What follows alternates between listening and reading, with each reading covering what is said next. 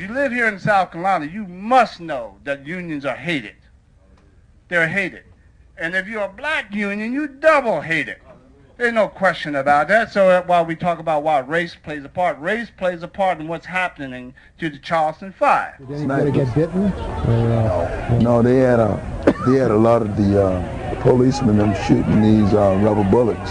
Oh, they were shooting rubber bullets. Oh yeah, they hit a lot of guys with rubber bullets. Rubber bullets, bean bags. Bean bags. And you asked did anybody get bitten? No, but they definitely got beaten. So they beat up a lot of people. They beat some people. Yeah. And, I was one of them that beaten real bad. We felt that they did it without cause, we were provoked and by them putting sticks on you. Oh, and then they had a helicopter with it? Yes, they did. They had helicopters. Well, we're dealing with a case where 5 individuals are facing very serious charges of inciting to riot, conspiracy to riot, and they're facing these charges because in essence they engaged in peaceful protest in Charleston, South Carolina in early 2000. They were the victims of a police riot in which 600 state police mobilized against them, and a riot ensued. 600 state police with armored personnel carriers, armored horses. They were themselves well armed, and they went against unarmed, peacefully protesting workers. It seems to me that if these workers are found guilty, this sends a horrible message across the country that it's permissible to throw the Constitution aside, to throw the right of workers to organize aside. And so it's important for anyone that's interested in democracy to step up to the plate and speak against this repression. So they had been whipped up to a kind of hysteria. They were in a frenzy, almost like a feeding frenzy. But we got to have some action tonight. That's the kind of, it don't make sense for around 100 longshoremen to go out there and actively go up against a group with weapons. And 600 strong weapons. They had the four-wheelers riding up and down, patrolling. They had every kind When of... we found out that this vessel was going to go non-union, we felt that this was something that we simply could not stand by and watch happen in South Carolina, because over the last 40 years, the workers in South Carolina, the Longshore workers, had worked very hard and very diligently to build the standards that we enjoy, because in South Carolina, the opportunities for the blue-collar workers are not that great. On the night that that ship came to Charleston, about 3 o'clock that day, we noticed the build-up beginning. Buses, prison buses, armored personnel vehicles, helicopters in the air, snipers on top of roofs, horseback, motorcycles, boats in the water. It looked like a war zone. And mind you, this was our Union Hall is not miles away from the terminal. We are just less than 200 yards away. So all this massive buildup is actually taking place right in front of our building. So they didn't want us to go down to the ship again, so we just did what the law enforcement want us to do, try to bail with everything that they want us to do. And by the time we did it again, the ship's supposed to come back in the third time. They actually had more law enforcement than we can ever see. I suggest about 600, 700 law enforcement, armored tank, riot gears, and everything. So we actually went down at the Union Hall to talk to our president and everything to see what was going on. By the time we got there and everything, we saw all the police and everything was on the roof and everything all over the place down Morrison Drive. We didn't know which way to go. They harassed us, didn't want us to come in on Morrison Drive, we had to detour, go back around and all kind of thing. They had horses and everything in the projects and everything where we was supposed to go down and meet at.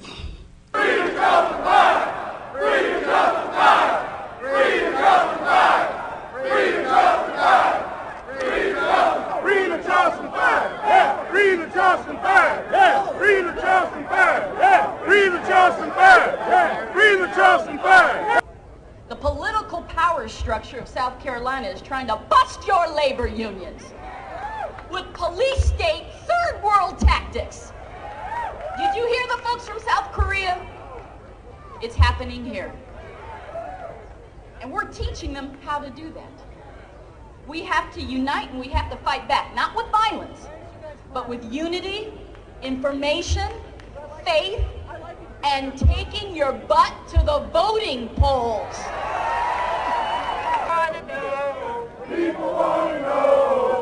I think that everyone sees that this is a tremendous struggle, that this means a great deal, not just for the Charleston Five, but for workers all over this country.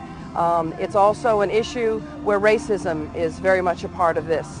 This is the local where these five folks are from has been in the forefront of the movement to fight getting that horrible flag out of the state flag. They've been very active in progressive causes, and many of us believe there's a link in their progressive anti-racist stand that has contributed to this ridiculous arrest. We live these conditions every day.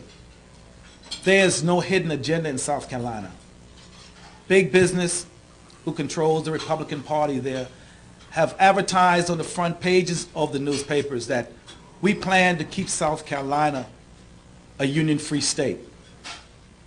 The Attorney General of South Carolina, who is actually prosecuting this case and charging these men with inciting a riot, just announced that he wanted to be governor, the next governor of South Carolina. And the same day that he made those announcements, he also said one of his primary goals is to rid the state of labor unions. Labor unions are bad for the state of South Carolina. And again, we're going to stay, we're going to fight, and we're going to free the Charleston Five.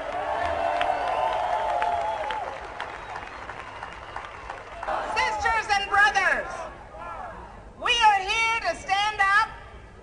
We are here to speak out for our brothers and sisters of ILA Locals 1422, 1422A, and 1771. And we know how tough their jobs are, and they have been made tougher. And that's why we're standing with them today. They want to bust unions in South Carolina. Are we going to let them? No. They want to deny the rights to the Charleston Five. Are we going to let them? No.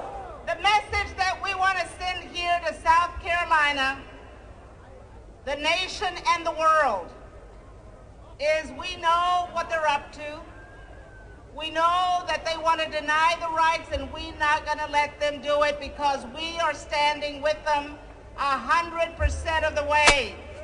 Sisters and brothers, on behalf of John Sweeney, Richard Trumka, and the 13 million members of the AFL-CIO, the message, and let it go out loud and clear. We are going to be here one day longer, and when the Charleston Five are free, we will be there to open the door for them and let them out. Thank you so much. I'm going to Charleston and miss my meal. I'm going to Charleston and miss my meal. The workers in South Carolina, those that are in the trenches every day in very harsh conditions, no benefits. We say to you workers, look at us. We enjoy the fruits of our labor. Our employers not only say that they love us, they show us. They give us benefits. They give us wages that we can live with, that we can send our kids to college. You too can have the same thing. We just got to unite because we're going to organize in the state of South Carolina like never before.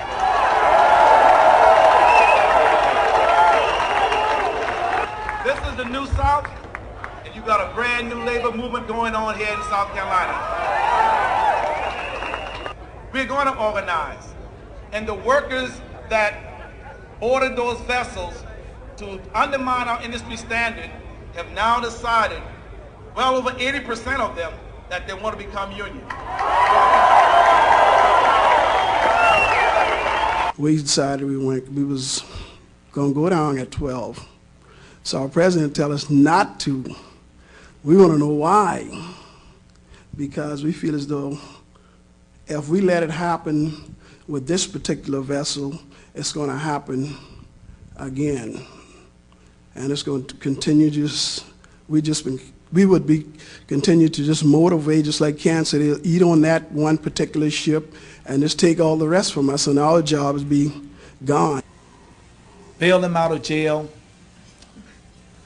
The Attorney General came back and said, I'm going to take this over now.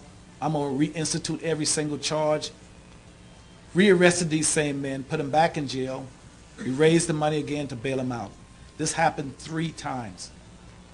Just like I look at it as if a man come to my house, I'm sitting down at my living room table eating my dinner, just take my food away from me, I have to retaliate somehow. I'm just not going to let him take my food away from me. And that's the way I look at the situation. The situation was they just came in. We was doing this work for the last 20 years. We're working this with the same container vessel. And they just come in, they decided they feel as though they're going to take it away from us, one non-union company. And we had to retaliate. I feel as though if I have to do what I'd done before, I'll do it again.